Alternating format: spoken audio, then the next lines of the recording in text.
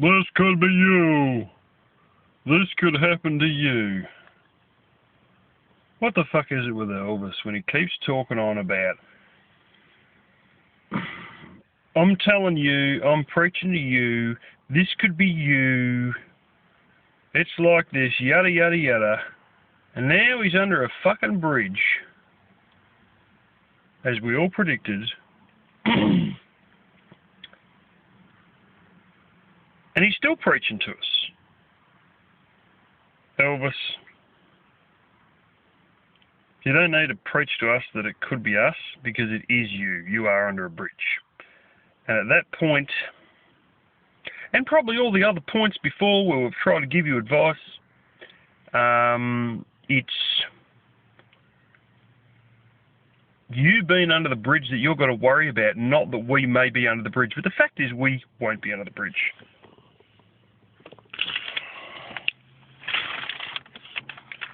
Bit of stuff there. I basically spent about $22 today on takeaway. Look at all the blasted napkins I've got. Friggin' stacks of them. I sometimes use some of these, but I build up more than I can use to check the dipstick on the car or anything like that.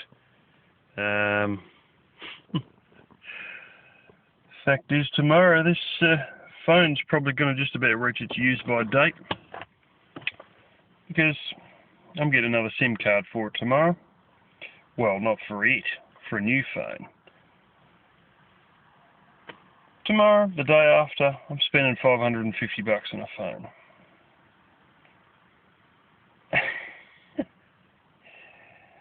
And you're under a bridge, lecturing us. Still. Dude, that shit doesn't happen to us. And you know what doesn't happen to us? Because as we keep telling you over and over and over, we prepare. I've eaten more food than you guys may have had in your 401k. Well, that's great. But see, the thing is, we've got 401ks. And honestly, I spend $75 to $100 a week on takeaway food, which is not really like me, because I'm more of a tight ass, but, you know, when you're making about $7.90 a week, you know, after tax, that is, you're not too worried about these things. But it doesn't matter. You know, I've got about, oh, well, now it's more like about $14,000 worth of silver and gold. And here you are under a fucking bridge, still trying to lecture us about how it could be. This could happen to you. No, it doesn't happen to us, because unlike you, we ham and egg, we prepare, we think about the future. I don't need a house. The Lisa Marie's my home. Oh, is it now? What the fuck happened to that rust bucket? Look at this thing. This thing is 10 years newer than what you had. Leather seats. Not some old bit of fabric chucked over some stinking blue velour.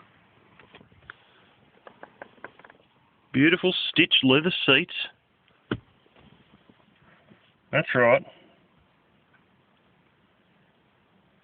But see, this is the point. It's not about how good you can be today.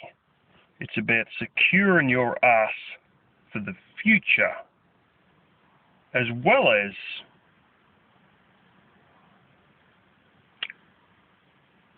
living well enough today.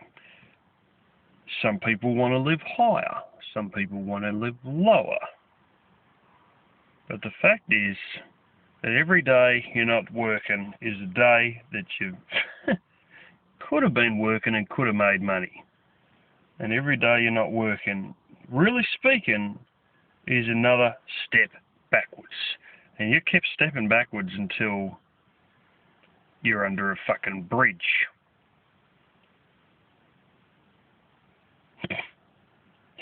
I quite honestly don't believe it. I think it's just another fake video for more donations and bullshit. The thing is, only earlier on this week, no, actually it would have been last week, I showed everybody land titles, proper land titles, you get when you finish a mortgage.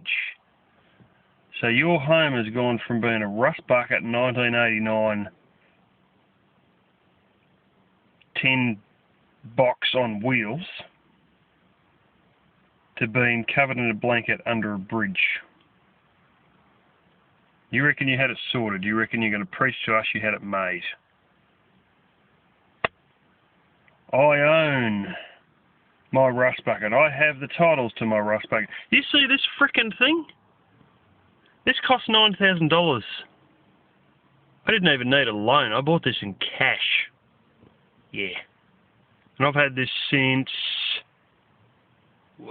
March 2009.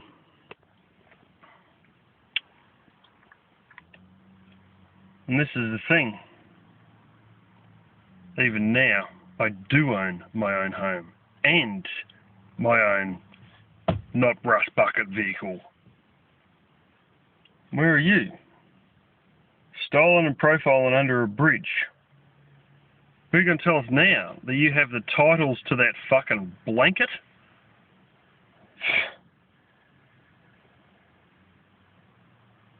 Honestly, I think it's all bullshit. I think it's you're just faking all this stuff. But really, I don't fucking care even if it is true. Because there comes a point in time where you need a boot so far up your fucking ass that you need something like this to be able to wake you up to realise that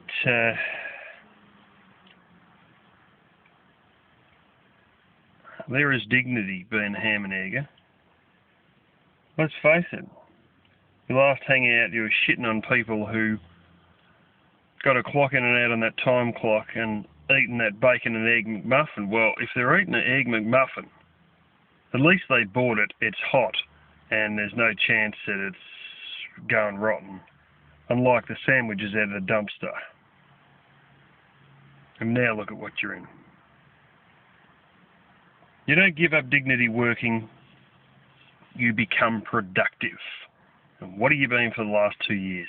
Not productive. And an Elvis impersonator that's never done an impersonation for money, that's never done an impersonation not for money, that just expects handouts and fucks around.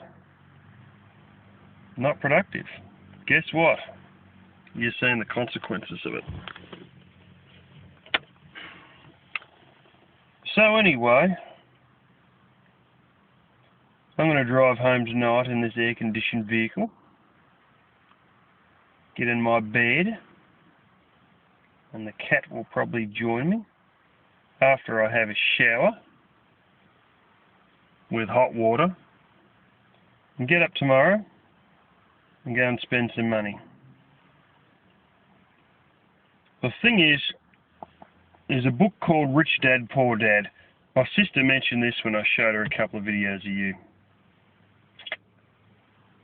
Actually, I just told her about you. I didn't show her any videos, but there's people in life who spend every dollar they get straight away on glorious stuff that they want to have right now. Like you. You're given a few $100s, the next thing you do is buy a $200 restaurant meal. As it says in this book, written by a multi-millionaire, those people never get anywhere because they never invest, they never plan, they never think for the future, they never do shit. Look at what your father achieved. You know, if you hadn't have been in there watching WWE video or TV shows, you know, Ric Flair, learning those Ric Flair impersonations and idolising these fake wrestlers, you could have been out there under the hood with him learning what he's done. Move out of Arkansas to Chicago or to wherever the fuck when you know, got to 18, 19, 20 years of age and done the same yourself. But no. You're too busy in dreamland watching this WWE shit. you prepared nothing, but that's not the point. You still prepare for nothing. You still blow every dollar you got on restaurant meals and then turn around and have nothing that you've invested, nothing that you've put something towards to make you money. I don't care if you buy fucking beads and make necklaces to sell at a market. It doesn't matter. Smart people put money away for the future, plan for the future, invest for the future. Dumb people spend every dollar they got as soon as they got it, and then they're piss poor again. And eventually, well, they don't have money to even repair a van and they're under a fucking bridge. I hope you have a good time under there watching the snow come down. I hope Rosie doesn't bail you out. I hope none of these fuckers bail you out. So you have to learn the hard way, because there's only one way to learn for some people, and that's the hard way. Amanda May told you that she lived in a van, living entirely pretty much on peanut butter for a month straight before she woke the fuck up. And this is your month to wake the fuck up while you're under that bridge. Hats off, brother. Custom made from head to toe, stylin and profilin with the rats under the bridge. Woo!